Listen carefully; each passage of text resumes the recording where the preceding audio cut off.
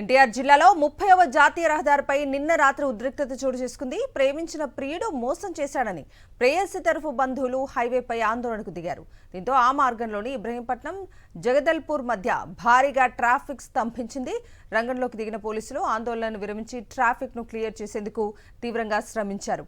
జిల్లాలోని విస్సన్నపేట మండలం తాతకుంట్ల తండాకు చెందిన ఒడిత్యా శ్రీను చండ్రుపట్ల గ్రామానికి చెందిన ఒక యువతిని ప్రేమించాడు. అయితే ఆమెను ప్రేమ పేరుతో మోసం చేశాడని బాధితురాలు ఇచ్చిన ఫిర్యాదుతో ఒడిత్యా శ్రీనుపై పలు సెక్షన్ల కింద కేసు నమోదు చేశారు.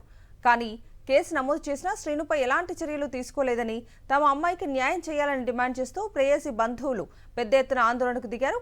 30వ జాతీయ రహదారిపై బైఠాయించారు. దీంతో హైవేపై భారీగా ట్రాఫిక్ స్తంభించింది.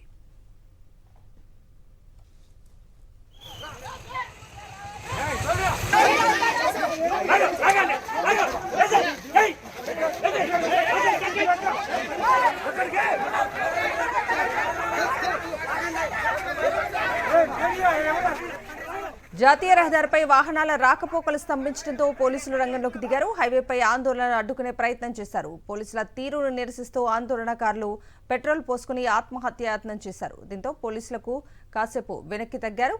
తర్వాత చాలాసేపు శ్రమించి ఆందోళనను విరమింపజేశారు. హైవేపై బైఠాయించిన వారిని బలవంతంగా అరెస్ట్ చేసి పోలీస్ స్టేషన్కు తరలించారు.